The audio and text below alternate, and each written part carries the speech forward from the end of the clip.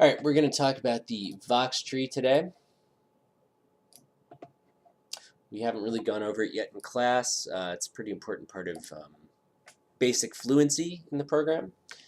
Right now I'm just in a new window. I'm in orthographic mode at the moment with the grid turned on.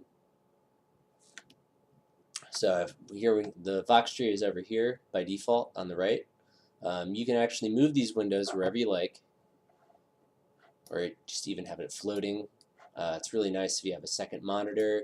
You can have all your menus off to one screen and just have a giant 3D space to work in. But I don't have a secondary monitor right now. So I'm just going to select the sphere tool, create some geometry for demonstration purposes.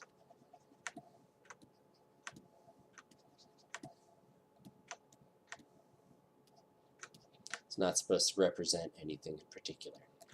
The first concept of the Vox tree, it's a layer tree. It's just like the layers in Photoshop. There's really no difference. So if any of you are familiar with Photoshop and layers, these concepts should be pretty familiar to you. You can rename your layer by double-clicking. Let's see. I don't know. Blob. We'll just call this Blob. Bob the Blob. And if you'll look to the left of the layer name, you can see this little V right here. This switches between voxels and surface mode. We haven't really used surface mode yet, so don't worry about that. But that's just so you know that if you accidentally press it, it'll transition to surface mode. You'll get different tools. And they work. They're similar, but they're completely different from voxel mode. So we're not going to worry about that right now. You can always get back to voxel mode by clicking the S. It'll tell you how many polygons are required to convert the surface back into a voxel. And just hit OK. This makes the object transparent. I'll talk more about ghost mode going forward. And the little eyeball hides and reveals the object. This little minus sign, if you create a new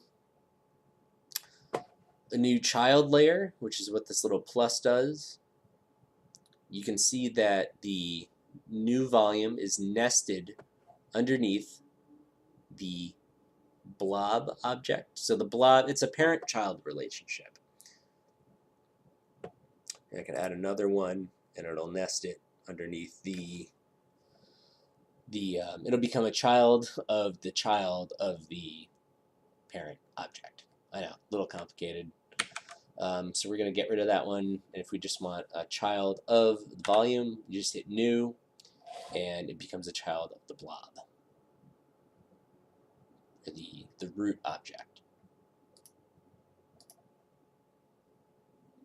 What's the implication of this? All right, so if I go and I draw geometry in the other volumes, and I go back to, and I select one and I try to translate it, it doesn't affect the other ones. But if I go and select the blob layer and translate that, you can see that it moves everything together.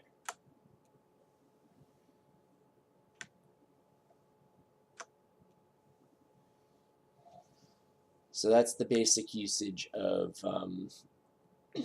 parenting and the Vox tree.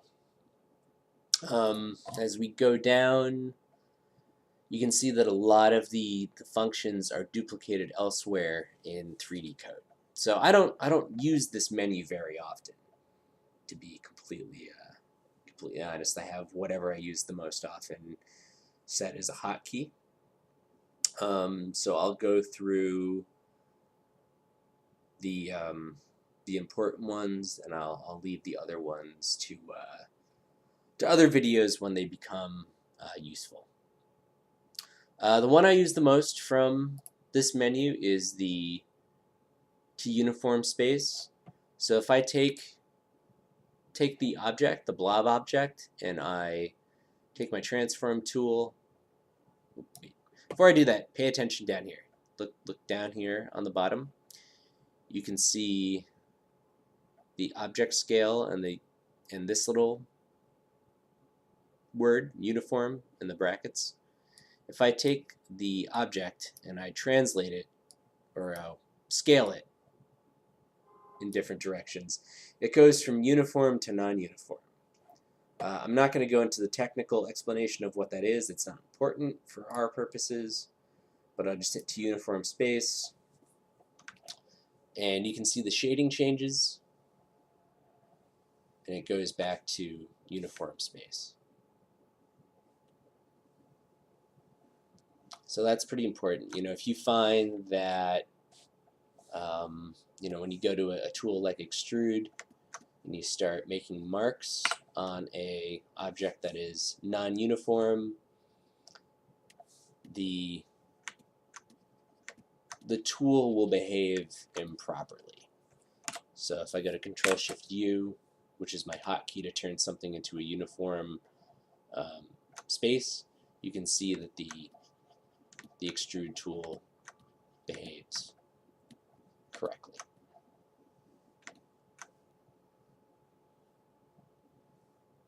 So if your tools are ever behaving strangely, this is usually a good place to check first. Whether something's to uniform scale. Moving forward, back to the menu. Let's see, fill voids and close invisible hulls.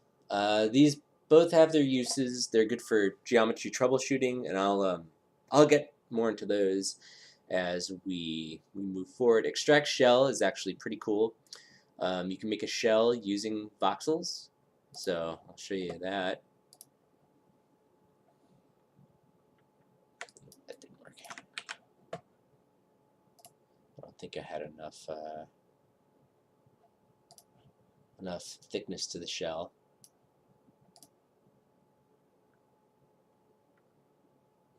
Yeah, okay. So, this looks like nothing happened, but if I go and cut away with the sphere tool, you can see I have it just does exactly what it says it does. It creates a shell out of your voxel layer. Simple enough, very useful. Hopefully this gives you some ideas for some different applications.